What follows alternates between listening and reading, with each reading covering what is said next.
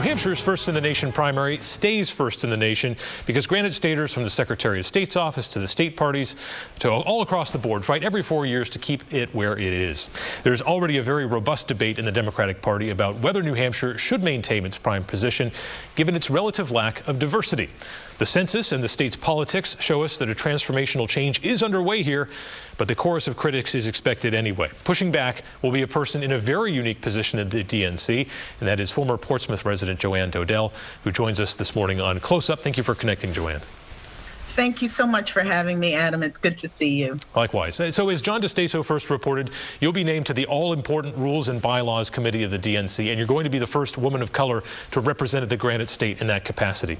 Having invested so much of your life in New Hampshire politics, what does that mean to you?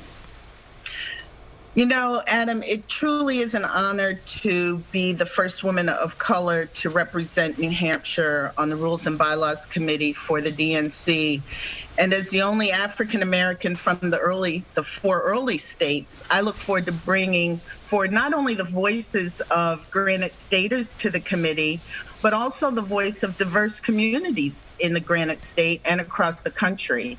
I'm here today as a testament that what can happen in the New Hampshire Democratic Party. This is a party that lifts up voices of all stripes. This is a party that seeks to bring people together and bring people into the tent. We do view ourselves as having a big tent, and this is the party that values diversity. I am so proud to be part of the New Hampshire Democratic Party, and I look forward to carrying the voices of all Granite Staters to the Rules and Bylaws Committee.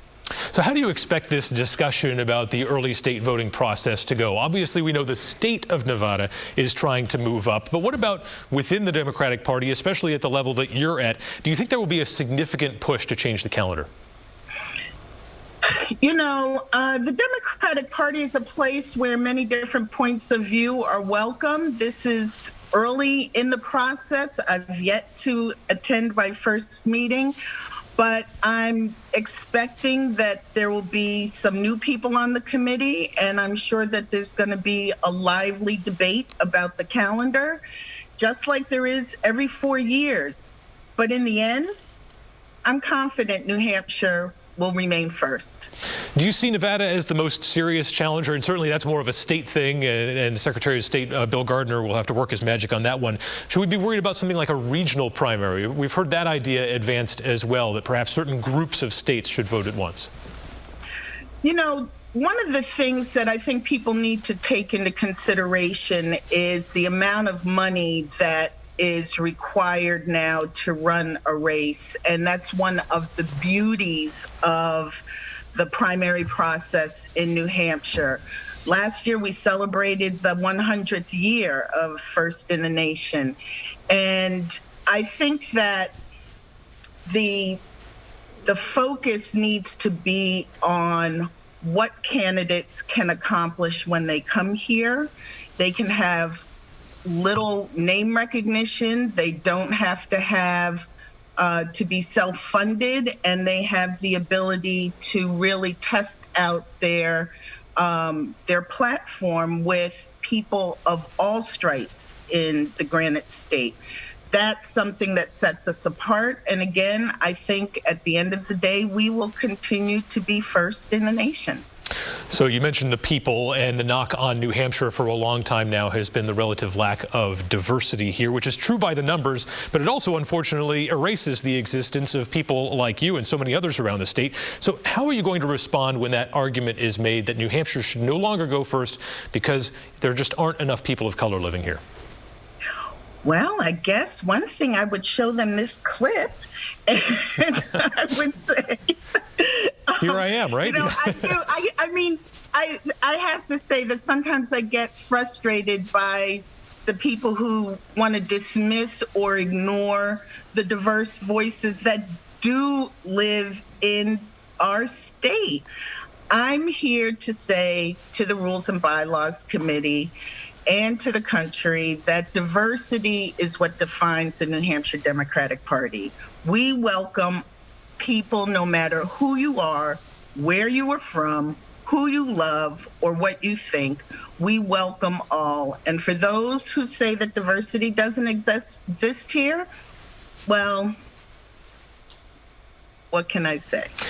Well, let's dig on that a little bit, because in the last cycle, the opportunities for candidates to connect with communities of color in New Hampshire certainly were there, but we really only saw, I was thinking back, Congressman Tim Ryan went to visit the Seacoast African American Cultural Center, and I thought, gosh, wow, what a savvy move both for him and to elevate these people on the Seacoast.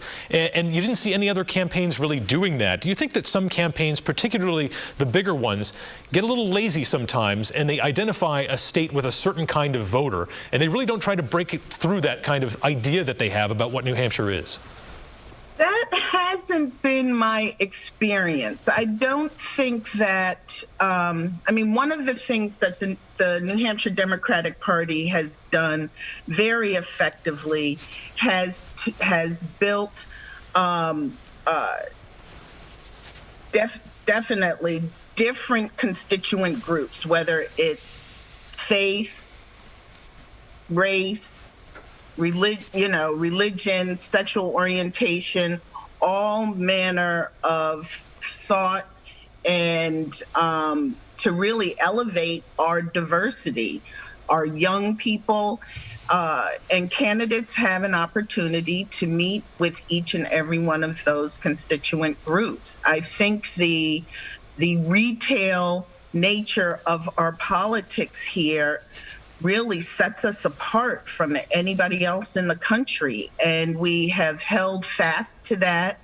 And when candidates leave New Hampshire, they are better for having passed through. We're always kind of swayed by the recency bias with primaries, but it's not like in recent years that we've been this kingmaker here in New Hampshire where somebody wins and then off they go to the White House. This last cycle, it was South Carolina and really Congressman Jim Clyburn who played a really decisive role in deciding the contest. Do you think that argument's going to hold water at the DNC, or is the symbolism of going first so important that people are really going to want to take that? New Hampshire's never held itself out as the place where the nomination gets decided. Rather, we have shown time and time again that we take our role seriously to test candidates, kick the tires, ask the hard questions, and make sure that when people go forward from the Granite State, they are ready for the fights ahead. We did that with Joe Biden, just like we did with Hillary Clinton, Barack Obama, John Kerry, Al Gore, and so on. This is what the New Hampshire primary does. It is a place that regardless of who you are, or how much name recognition you have, like I said, or how much money you have or don't have, you can get a fair shake. Anyone who comes through New Hampshire is ready for the general election, or should be, after the grilling that they get going place to place in New Hampshire. People across the country know this, and it is why I am confident New Hampshire will remain first. You always need allies in this process, and historically, New Hampshire and Iowa have been joined at the hip in making the argument to stay first with the caucus and the primary. Will that continue, or do you think the debacle that they suffered essentially in Iowa there with the last caucus is going to change things? We've always enjoyed a strong friendship with our friends in Iowa. They have had our back. We have had theirs. I'm sure this friendship will continue, and I look forward to working with our friends in Iowa to ensure that New Hampshire remains first. What do you think about the idea of really, there are a lot of states that are thinking, gosh, maybe we should move away from caucuses altogether? I think that is a matter that will be taken up in each state, and I'm sure there will be plenty of discussion in our committee. I'll leave it to that. Yeah. How much does the president's opinion matter in this process? Obviously, we know that most of the time, even though New Hampshire isn't the kingmaker, candidates who do well tend to have a good experience here. President Biden finished, 4th or 5th, and it wasn't a good experience. He left early. Is that a problem?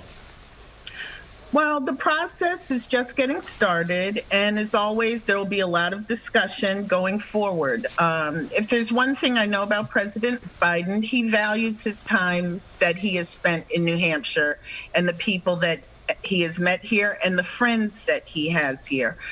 He's a retail politician, and he knows that retail politics reigns supreme here in New Hampshire.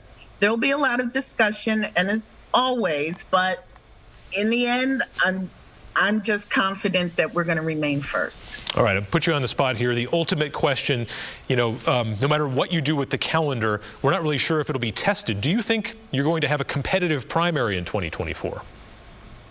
Oh, I think it's always competitive. And I think that that's one thing that we thrive on is the competitive nature of the primaries. And I look forward to seeing what 2024 will portend. I think that we'll have the opportunity to see it firsthand because we will be first, and those candidates will come through New Hampshire as they always have and always will. All right, Joanne Dodell, DNC Committeewoman at Large, we thank you so much for your time today. Thank you so much for having me.